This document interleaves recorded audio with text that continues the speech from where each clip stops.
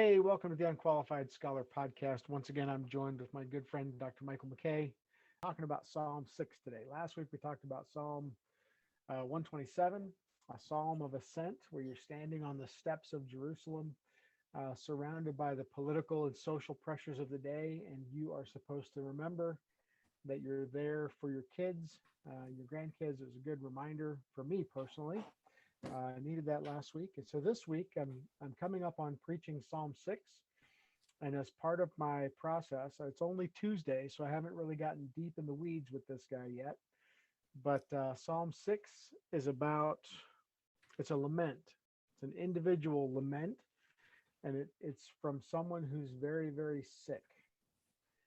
So, Michael, anything spring to mind right off the bat about an individual lament from somebody who's sick? Well, it did strike me in contrast to last psalm that the heading of the last psalm really put it in a kind of a corporate social outing. They're all climbing up to Jerusalem. It's a celebration. There's songs that are being sung, and then as you just mentioned it, this one's a lament. It's private. There's not a necessary. I'm not trying to say that they didn't sing it publicly, but his lament is between himself and the Lord, and there's not really a social outing that the heading tells us about. Here's an individual who's crying out to God, bring me relief, and rescue me. All of these words are kind of embedded in that. So, yeah, and having gone through my own bit of physical trauma in the last year, it is easy to sympathize with the author here. Yeah, I did think about that in terms of your story and even in terms of application of being sick. Let me read the psalm here. It's only 10 verses. Lord, do not rebuke me in your anger or discipline me in your wrath. Have mercy on me, O Lord, for I am faint. Heal me, Lord, for my bones are in agony. My soul is in deep anguish. How long, Lord? How long? Turn, Lord, and deliver me. Save me because of your unfailing love. Among the dead, no one proclaims your name. Who praises you from the grave? I am worn out from my groaning. All night long I flood my bed with weeping and drench my couch with tears. My eyes grow weak with sorrow. They fail because of all my foes. Away from me, all you who do evil, for the Lord has heard my weeping. The Lord has heard my cry for mercy. The Lord accepts my prayer. All my enemies will be overwhelmed with shame and anguish. They will turn back and suddenly be put to shame. So yeah, it's pretty clear that the psalmist is in agony, in physical agony. And as I read the first verse and reflected on that, you know, um, Lord, do not rebuke me in your anger or discipline me in your wrath. I I think there's a theology here that is worth discussing. What is God's relationship to sickness or calamity? Hmm. Yeah, it would be wrong to equate them one to one, in the sense that, well, like the disciples did with Jesus, the Tower of Siloam fell on some people and killed, I believe, 18 of them. And then I think Jesus, when he's answering them, he talks about the blood that Pilate mixed with the offerings, that those were going in. And Jesus's point was, do you think that those people who've had terrible things happen to them were any worse, sinners than anyone else? And the answer was no, and Yeah. Jesus says you need to correct your thinking here, or you're gonna suffer likewise. So there's not a one-to-one correlation, although I think we're all aware of, hey, if there are certain sins and behaviors we do that can have incredible physical damage to us and put us in danger. So you can easily draw a correlation between some behavior and pain and death and say that they're causal that way. But Yeah. yeah, like I If like you your drive question. fast with no seatbelt and you get into a car accident, That's right. that's kind of easy to see that there's a causal relationship here. It's you did dumb stuff. Yeah. Yeah, it reminds me of when I was younger, my friends and I would shoot Roman candles at each other for fun. Oh, You know, Thankfully none of us got hurt, but I think our parents would have easily seen the causal connection between shooting Roman candles and someone getting burned. Yeah. Yeah, fortunately, you're not throwing, water balloons full of gasoline at the same time. That's, That's right. keep those hobbies separate. Yes. Yeah, I think that's really good because and I think that's important to understand from the literature of the Psalms. It's not so much concerned, especially in a lament, and a third of the Psalms are laments. So this is a very common genre. It's not so much a correct theology at the outset. Like it comes back to good theology. It comes back to trusting God. But in the midst of like being in that location of agony, you're just crying out to God, "Hey, stop crushing me." Yeah. Because you're feeling it. And that's one of the things that's so hard about Psalms from a preaching perspective. You want to recreate the emotional component for the people in the room. And sometimes that's hard because you will have people in the room who are being crushed by physical ailments. Right. If it's 2 weeks or 3 weeks or maybe a month after your heart event, the first time you're back to church, you don't want to have Psalm 6 be your first sermon, Mm. because it's going to be like, hey, if God's crushing you with a physical ailment and you're coming from that situation, it can be really hard. And you have to be pastorally sensitive to say, hey, we've all cried out in the midst of illness. Yeah. When I was a child, I would get ear infections from swimming. And so it was agonizing. And there was nothing that would take the pain away. And so I think that's the moment that this psalm starts with. I think who is it, Foucault, who talks about orientation, disorientation, and reorientation in the Psalms. I know it was picked up by Brueggemann in the commentary I've been reading about this stuff. And this starts with disorientation. Yeah, that makes sense. I mean, right out of the gate, the person is expressing their pain. What did you think about how the author, it almost seems to be a bit of a shift towards the middle and the end of the psalm where he starts talking about his enemies. Did you make any kind of textual connection? I mean, there is some repetition there that I'd like to talk about later, but I don't know. I'm just curious about your thoughts on the link between the pain he's undergoing and whether it's metaphorical or physical, because then he definitely does bring in his enemies at the end, and the lament becomes almost a kind of a charge or an attack against them, to Mm. a warning, if you want to say it that way. Well, isn't it natural, and don't we see this in the book of Job, that, Job's friends come to comfort him and they're like, you must be sinning, repent. Mm, Job's wife says, curse God and die, just call it done. So maybe this is an answer to those people who have come around, you know, to visit you in your illness and maybe to offer bad advice. yeah, I mean, Job would definitely fit that as a paradigm, that's for sure. And Job is the book, that we talk about retribution theology, this idea of when you do bad things, the hammer falls and you suffer judgment. And when you do good things, you're blessed. And so Job is actually, as a piece of literature, is combating that and saying, look, it's not automatic. Good people, in other words, people who are obedient to the Lord and love the Lord, they still suffer. And evil people who are rebellious to the Lord, they don't often see the hammer fall, or we don't see it fall like we would expect. And so, Wouldn't that be uh, great? Like if that's right. like if you had an enemy and you're like, okay, Lord, fire and brimstone, Yeah, and instant justice. yeah, instant justice. Yeah, and I think that's where a friend of mine wrote a book, and he had a negative experience with the justice system. And Mm, at the end of his book, he talks about it. And he says, the justice system isn't just; it just is. And so when we think about cosmic justice, I think that's what we really hang a lot of hope on, mm, because we do want God to to bring justice to the world. I mean, and it really isn't. It's really not. It's universal politically. So people on the left and the yeah, right all want justice.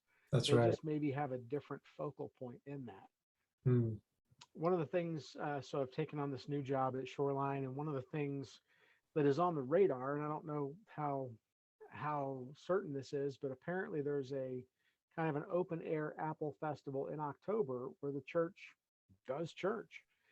And so I've been thinking about, okay, what would I say in a public forum like that, where you're speaking to people from everything? And I mm, think that's where I would start. The is ought distinction. We're not satisfied with the world as it is because we recognize that it ought to be better. And yeah, that's universal. that's And right. what is the source of that ought? It's God, Yeah, you know?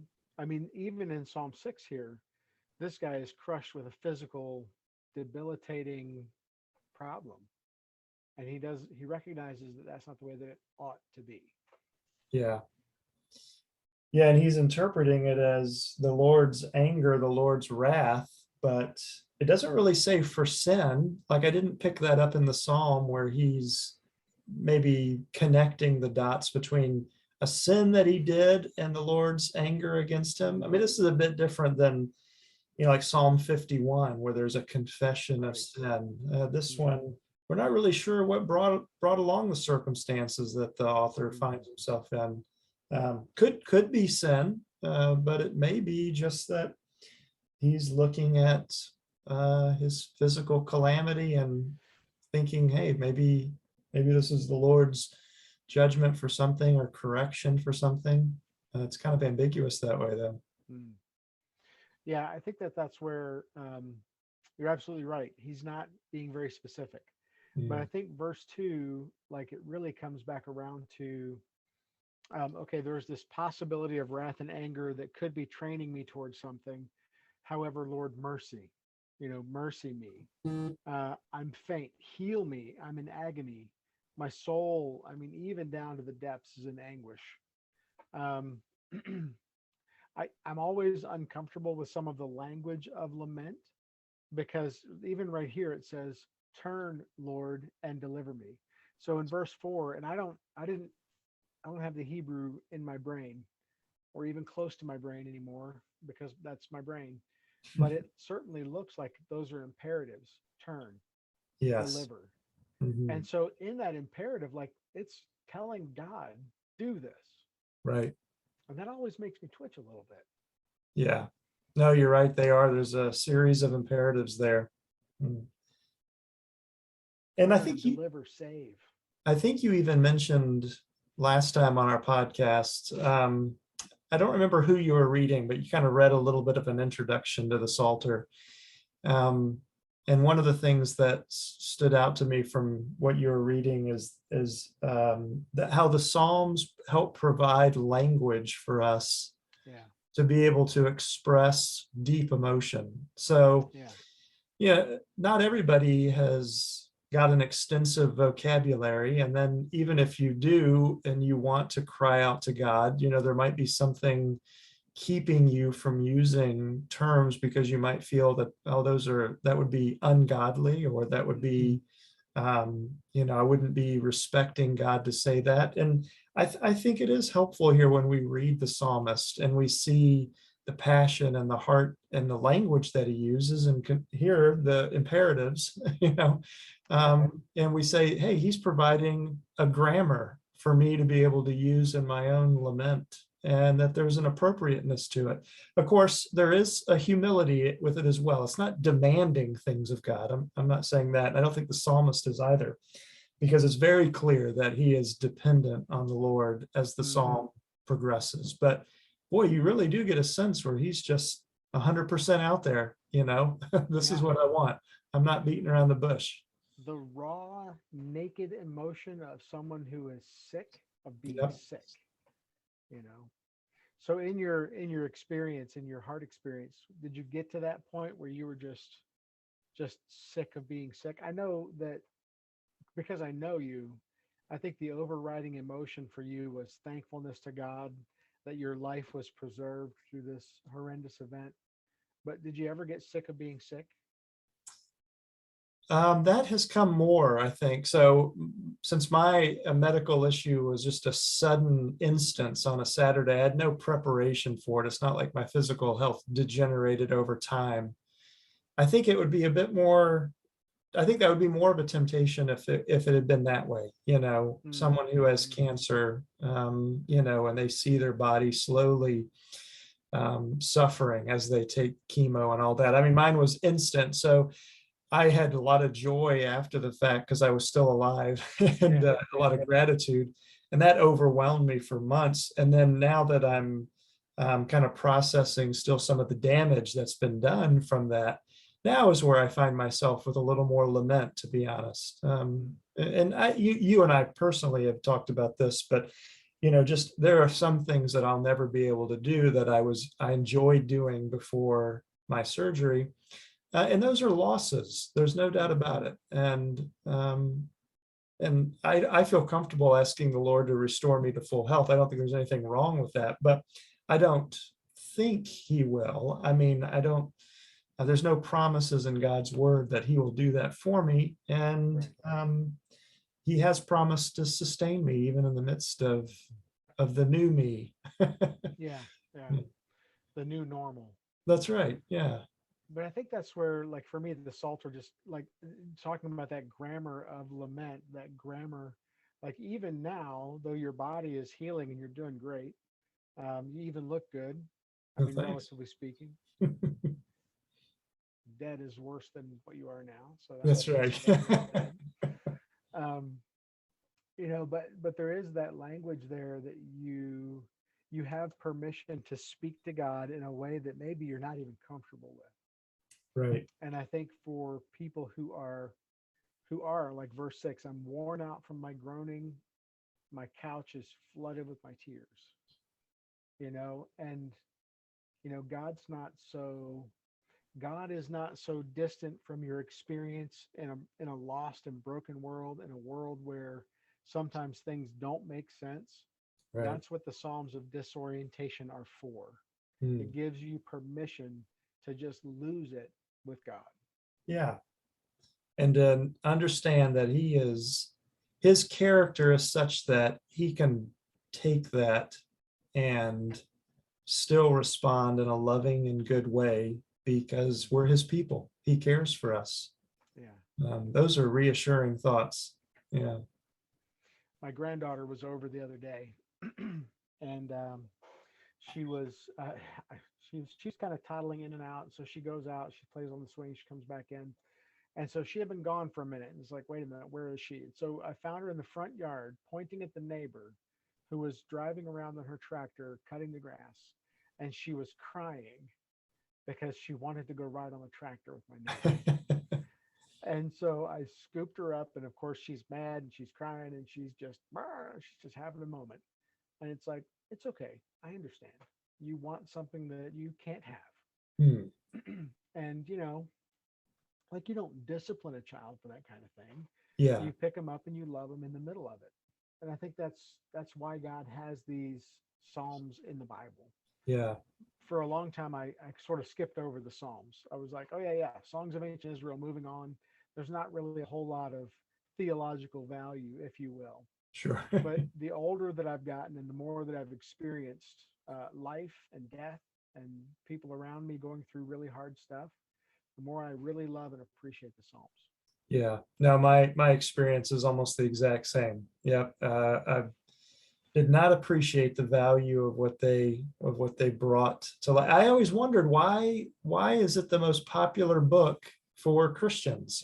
Christians love reading the Psalms, not just in the modern era, but historically. In fact, I mean, just to nerd out a little bit, uh, the New Testament authors themselves primarily quote from Deuteronomy, Psalms, and Isaiah. I mean, most of their Old Testament quotations come from those three books. So the Psalter was incredibly meaningful, not just as a theological book, but I think, as a word book to be able to provide that grammar. Mm. It reminds me of a chapel I heard where one of my colleagues was speaking on a lament psalm. This was probably 4 or 5 years ago. And it's funny, you hear a lot of sermons over your lifetime, and the Mhm. ones that stick are for a reason. And this one has stuck with me. But he was talking about how he lost a good friend of his to cancer when he was younger, Mm. and about how lament psalms provide this language for us to be able to express ourselves to God. It was a very comparable thought to what you brought up last week. Mm. And I remember thinking that, sometimes you can grow up in a household where people don't allow you to express pain, and feelings of hurt, or like you said, your granddaughter, disappointment.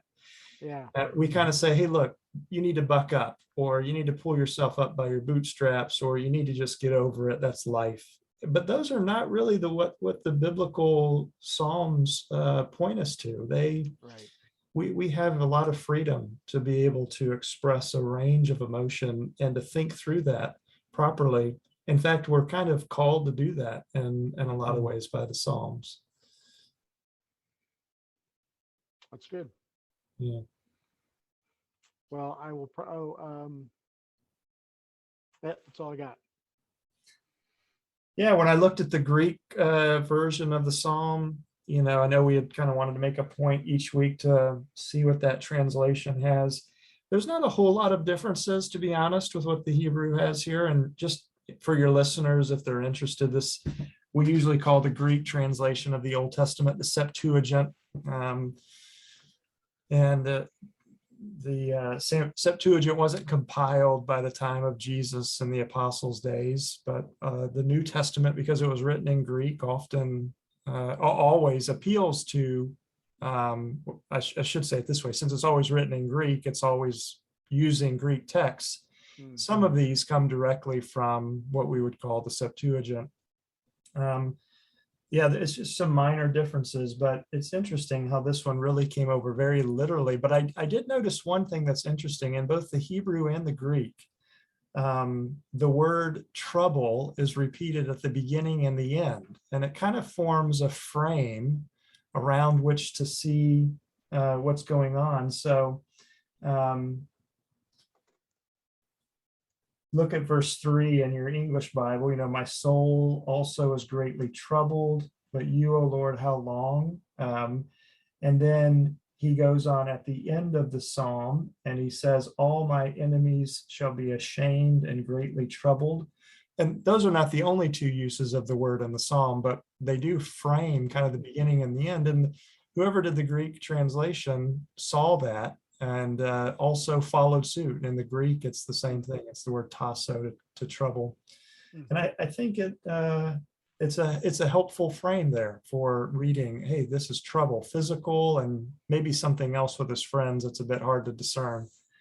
Yeah. But his solution is right in the middle, calling out to God, looking to God for salvation, rescue. I am in anguish, but I will trust the Lord. Yeah, And if you don't trust the Lord, you will be in anguish. that's right. Yeah. Oh, that's good. Well said. And Pastor. also, that's right. That's why you're the pastor. Alliterated. That's even better. Well, and that's where, like, I used vanities and sanities last week for the sermon because the word vain comes out a lot. And actually, I closed with there's a song, The Cat's in the Cradle, right? Remember that? Mhm. By Henry Chapin, and then Ugly Kid Joe did a version. It Oh, actually that's became a whole right. rap song. Yeah. Yeah. The Cat's in the Cradle and the Silver Spoon. And so I use that as my end, and the album that comes off of is I think Verities and Balderdash. And Oh, so I was like, oh, I could have just riffed on the album title, because what you're trying to do, like in a sermon, people will not remember the details. You and I will get into the weeds and we'll talk about details because we've been educated and trained to kind of get there. mm, But then when we bring it to people who are going to just walk it around all week, we just need to give them a hook. And so that idea of trouble in the NIV, it's anguish. mm, And so having something that does that really, and that's a beautiful point about the Psalm.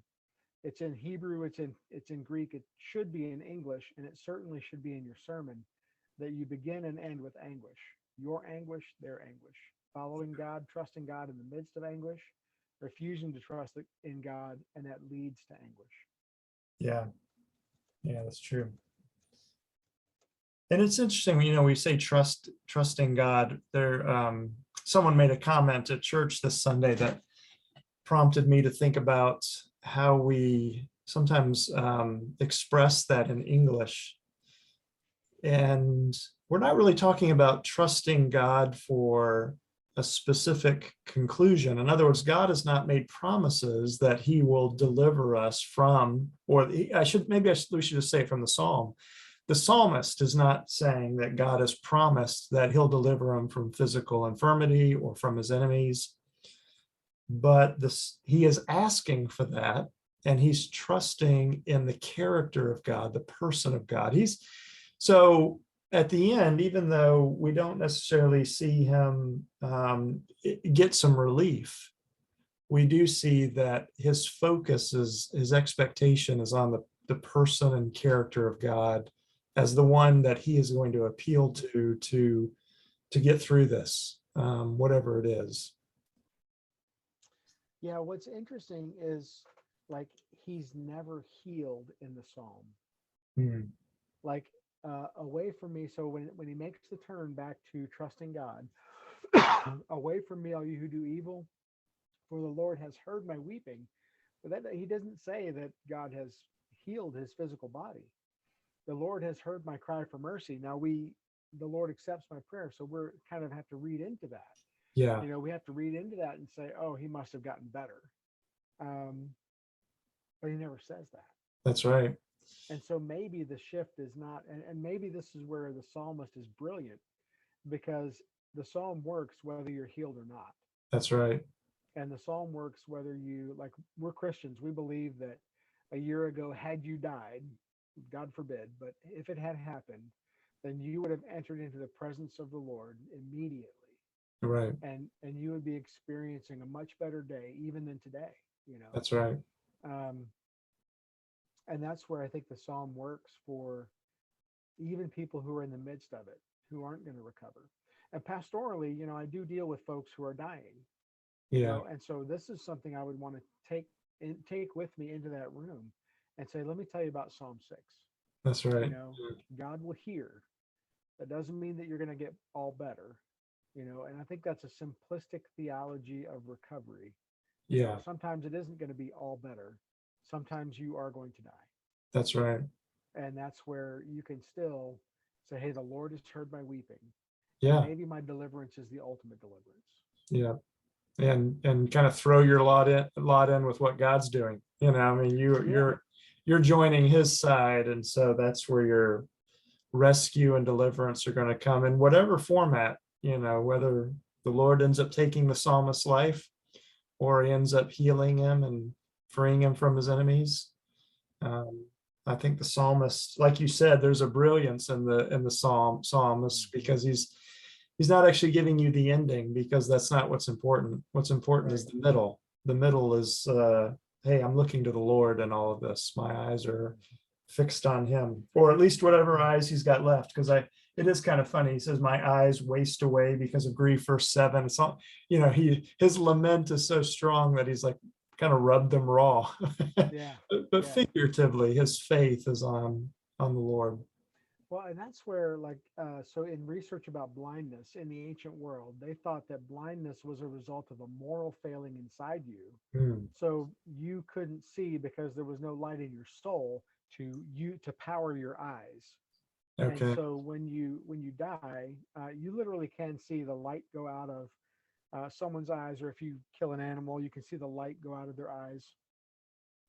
And so he's like, my eyes are weak with sorrow, but also like the light's going out. It's I'm at the point where this is it. You know. Hmm. Hmm. Yeah. Well, on that encouraging note, Yeah, that's right. I'm glad you, my friend, are healthy and whole, and I hope that it lasts for a long time. Yeah. And if you're tuning in and you've been depressed by this psalm, you can reach out to either one of us, I guess, and we'll certainly pray with you. And certainly, if there's a time where you need to pray Psalm 6, you can ask God, turn, Lord, and deliver me, save me because of your unfailing love, because God certainly does love us. All right, ready?